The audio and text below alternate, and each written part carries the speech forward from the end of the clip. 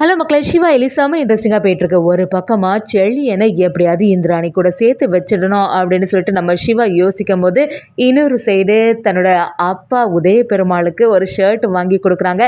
இத தெரிஞ்சுக்கிட்டு செல்வநாயகி சும்மா விடுவாங்களா? அந்த ஷர்ட்ட ஒரு செயல் பண்றாங்க. அதுலேருந்து இந்த வாட்டி நம்ம உதய பெருமாள் செல்வநாயகிய சும்மா விடுற மாதிரி இல்ல. சிவாக்காக ஒரு செல்வநாயகிய எதிர்த்து நிப்பாங்கன்னே சொல்லலாம். வீடியோக்குள்ள போறதுக்கு முன்னாடி நம்ம சேனலுக்கு சப்ஸ்கிரைப் பண்ணிருங்க. அப்படியே பக்கத்துல இருக்க பெல் ஐகானை கிளிக் பண்ணிருங்க. அப்பதான் நான் போடுற வீடியோலாம் உங்களுக்கு நோட்டிபிகேஷனா வரும். செல்வநாயகி குடும்பத்தில் உள்ளவங்க எல்லாருமே சரி நம்ம பொண்ணுக்கு என்கேஜ்மெண்ட் முடிஞ்சாச்சு, இனி மேரேஜுக்கான எல்லா வேலைகளும் பார்க்க ஆரம்பிக்கணும்ல, அதனால நிறைய வேலைகள் இருக்கு, அதை செய்ய ஆரம்பிக்கணும்னு சொல்ல ஆரம்பிக்கிறாங்க.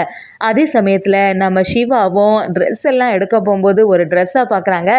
இது நம்ம அப்பா கிட்ட இதே மாதிரி ஒரு ட்ரெஸ் இருக்கு, இது அவங்களுக்கு நல்லா இருக்கும், போட்டு பார்த்தா நல்லா இருக்கும்னு சொல்லிட்டு தனக்கு ட்ரெஸ் எடுக்கும்போது அவங்க அப்பாவுக்கும் ரொம்பவே ஆசையாட்டு ஒரு ஷர்ட் எடுத்து வைக்கிறாங்க. அதை பார்த்து நம்ம ஆயிலையும் என்னாச்சு சிவா ரொம்பவே ஃபீல் பண்ணிட்டு இருக்கீங்க அப்படி கேட்கும்போது சிவாவும் இது நான் அப்பாக்காக எடுத்து வச்சிருக்கேன், ஆனால் இது அப்பா கிட்ட கொடுக்கக்கூடிய தைரியம் எனக்கு இல்லை, நான் கொடுத்தாலுமே அவர் போட்டிருப்பாரா அப்படிங்கிற ஒரு சந்தேகம் எனக்குள்ள இருக்கு, அதனால தான் அப்படியே எடுத்து வச்சிருக்கேன்னு சொல்லிடுறாங்க. இன்னொரு சைடு பார்த்தீங்கன்னா நம்ம செல்வநாயகியும் உதய பெருமாள் கிட்ட சரி எல்லாம் ரெடி ஆயிட்டீங்களா அப்படின்னு கேட்கும்போது ஆமாம் ரெடி ஆயிட்டேன்னு சொல்றாங்க. சரின்னு சொல்லிட்டு கிளம்பும்போது நம்ம உதய பெருமாளோட ஷர்ட்டை செல்வநாயகி பார்க்கும்போது என்னங்க இது உங்களோட ஃபேவரட் ஷர்ட் ஆச்சு, உங்களுக்கு ராசியான ஷர்ட்டுன்னு வேற சொல்லுவீங்க, ஆனால் இது ஒரு பக்கமாக கிழிஞ்சிருக்கே, இப்போ என்ன செய்யறது, ரெடியாக வர செய்துட்டீங்களே அப்படின்னு சொல்லும்போது உதய பெருமாளை என்ன சொல்கிற செல்வனாகி, அப்படியா சரி உடனே தைச்சிட வேண்டியதான் அப்படின்னு சொல்கிறாங்க. அதை கேட்ட செல்வனாகியும் சரி இந்த ட்ரெஸ் தான் வாங்கி ரொம்ப நாள் ஆயிட்டுல, இன்னைக்கு நம்ம போகும்போது வேறு ட்ரெஸ் போட்டுட்டு போகலாம் அப்படின்னு சொல்கிறாங்க. இது எல்லாத்தையுமே நம்ம சிவா தூரத்துலேருந்து கவனிக்கிறாங்க. அந்த ஷர்ட்டை பார்த்த உடனே நம்ம அப்பாவுக்கு இப்படி ஒரு ஷர்ட் வாங்கி வச்சிருக்கோமே அப்படிங்கிற ஒரு எண்ணம் தான் நம்ம சிவாவுக்கு வருது. சரி பேசாமல் அதை எடுத்து கொடுக்க வேண்டியதுதான், ஆனால் நம்ம கொடுத்தா வாங்க மாட்டாங்க, இப்போ என்ன சரின்னு யோசிச்சுட்டு இருக்கும்போது சரி பொன்னிக்கிட்ட எப்படியாவது இதை கொடுத்துட வேண்டியதான்னு சொல்லிட்டு நம்ம பொன்னியை கூப்பிடுறாங்க. பொன்னிக்கிட்ட நம்ம சிவாவும் தயக்கத்தோடு இருக்கும்போது பொன்னியும் என்னன்னா எதுனாலும் என்கிட்ட தயங்காமல் சொல்லுங்க அப்படின்னு கேட்குறாங்க. நம்ம சிவாவும் ஒரு ட்ரெஸ்ஸை எடுத்து கொடுத்துட்டு இது அப்பாவுக்கு ஷர்ட்டு, இதை நீ கண்டிப்பாக யாருக்கும் தெரியாமல் அப்பா கிட்ட கொடு, அப்பா கேட்டாங்கன்னா நான் தான் தந்தேன் அப்படிங்கிற விஷயத்த சொல்லிடாத, நீ எடுத்து கொடுத்ததாட்டு இருக்கட்டும் அப்படின்னு சொல்லிட்டு நம்ம சிவாவும் பொன்னிக்கிட்ட அந்த ட்ரெஸ்ஸை கொடுத்து வைக்கிறாங்க.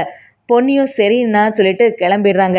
இன்னொரு சைடு பார்த்தீங்கன்னா செல்வனாகி நம்ம ரித்திகா கபிலங்கிட்ட என்ன இவ்வளோ நேரம் ஆகி ரெடி ஆகாமல் இருக்கீங்க, சீக்கிரமாக கிளம்பி வாங்கன்னு சொல்லிட்டு அவசரப்பட்டுட்டு இருக்காங்க. உதய பெருமாளுக்கு கொஞ்சம் போகும்போது இப்படி ஷர்ட் இந்த மாதிரி ஒரு நிலைமை ஆயிட்டு அப்படிங்கிறனால ஒரு சந்தேகத்தோடு இருந்துட்டு ஒரு கவலையிலே இருந்துட்டு இருக்காங்கன்னே சொல்லலாம். கரெக்டாட்டு எல்லாரும் ரெடியாக இருக்கும்போது நம்ம பொன்னி அந்த சைடை வராங்க. பொன்னி அப்படியே நம்ம உதய பெருமாள் கிட்ட அந்த ஷர்ட்டை கொடுக்குறாங்க.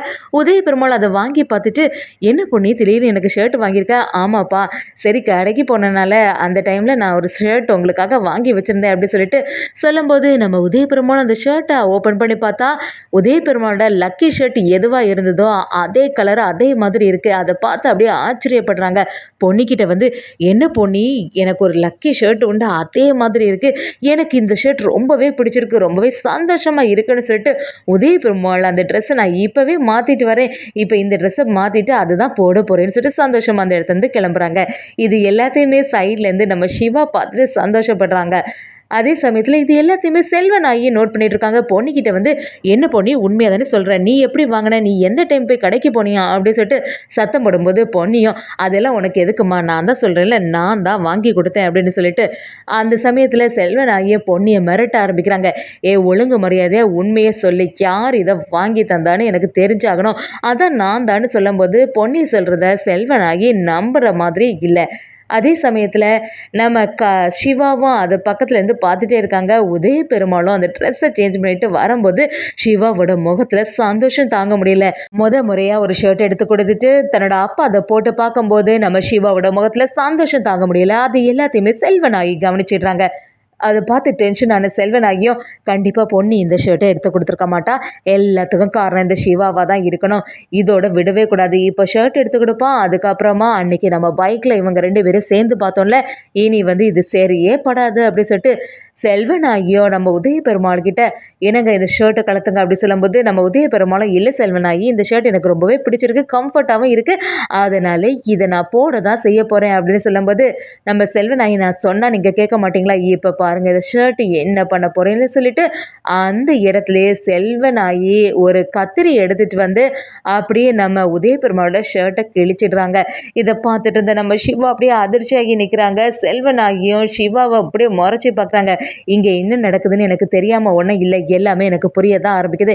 யார் யார் எந்த இடத்துல இருக்கணுமோ அங்கே தான் இருக்கணும், அது எப்படி வேற யாராவது உங்களுக்கெல்லாம் ஷர்ட் எடுத்து தந்தால் நான் விட்டுருவேனா அப்படிங்கிற மாதிரி செல்வனாகி சத்தம் போட ஆரம்பிக்கிறாங்க. நம்ம அயலியும் அப்படியே அதிர்ச்சியாகி நிற்கும் போது நம்ம அயலியும் என்ன இப்படியெல்லாம் பண்ணிட்டீங்க அத்தை, இந்த மாதிரி செய்யாதுங்க, இப்படி மாமா இந்த ஷர்ட் போட்டதில் உங்களுக்கு என்னதான் பிரச்சனை வந்துட்டு அப்படி சொல்லும்போது செல்வனாகியும் நீயா அவங்களுக்கெல்லாம் சப்போர்ட்டாக பேசாத, உன்னோட புத்தியெல்லாம் எனக்கு நல்லாவே தெரியும்னு சொல்லிட்டு செல்வனாகி மறுபடியும் அயலியை திட்ட ஆரம்பிக்கிறாங்க. கபிலனும் என்னம்மா ஆச்சு, எதுக்கு இவ்வளோ டென்ஷன் ஆகுற அப்படின்னு கேட்கும்போது செல்வனாகியும் ஆமாம் கபிலா, இங்கே நடக்கிறது எதுவுமே சரி கிடையாது, இந்த வீட்டுக்குள்ளேயே இருந்துட்டு என்னெல்லாம் நடக்கும்னு நமக்கே தெரியாமல் இருக்குது கபிலா அப்படின்னு சொல்லும்போது கபிலனும் சிவாவை பார்த்து ஏகத்தளமாக பார்த்துட்டு போகிறாங்க.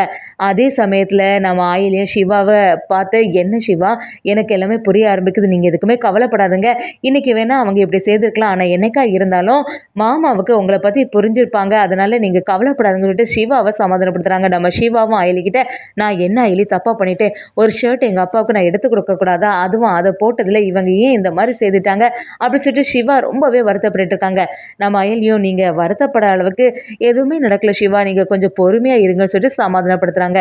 இன்னொரு சைடு பார்த்தீங்கன்னா நம்ம உதய பெருமாளுக்கு இதை தாங்கவே முடியலை. சிவா வந்து முறையாக நமக்கு ட்ரெஸ் எடுத்து தந்திருக்கான், அது செல்வனாகி தெரிஞ்சனால இப்படி பண்ணிட்டாலே அவனோட மனசு இவ்வளோ கஷ்டப்படும், அவன் இது வரைக்கும் பிறந்ததுலேருந்து நான் அவனுக்கு எதுவுமே நல்லது செய்ததே இல்லை, எனக்காக இவ்வளோ எல்லார் இடத்துலையும் அவமானப்பட்டு நிற்கிறானே அப்படின்னு சொல்லிட்டு நம்ம செல்வனாகியை பார்த்து கோபப்பட ஆரம்பிக்கிறாங்க உதய பெருமாள். அதே சமயத்தில் சிவாவை பற்றி ரொம்பவே மனசை போட்டு வருத்தப்பட்டுட்டே இருக்காங்க. நம்ம செல்வனாகி உதய பெருமாள்கிட்ட கேட்கும்போது இந்த வாட்டி செல்வனாகியை மிரட்ட ஆரம்பிச்சிட்டாங்கன்னு சொல்லலாம், இது தேவையில்லாத வேலை செய்துட்டு செல்வனாகி இந்த வேலையை ஒரு பொதுமே செய்யாதுன்னு சொல்லிட்டு சொல்லும்போது செல்வனாகியும் நம்ம உதய பெருமாள்கிட்ட நான் சொன்னது எல்லாமே உங்களுக்கு ஞாபகத்தில் இருக்கு தானே, அதை வச்சுட்டு பேசாமல் இருங்கன்னு சொல்ல ஆரம்பிக்கிறாங்க.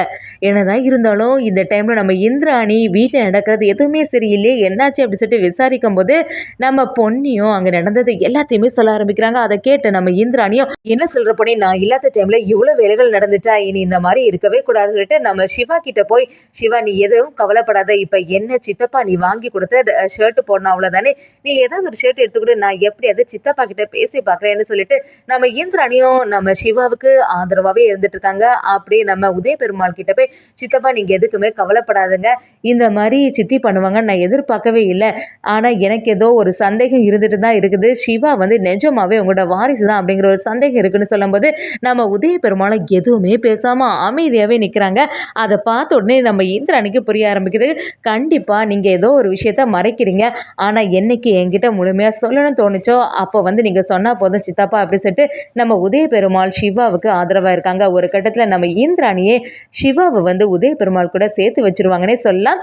முறையாக நம்ம உதய பெருமாள் செல்வனாகி எதிர்த்து நிற்க போகிறாங்கன்னே சொல்லலாம்.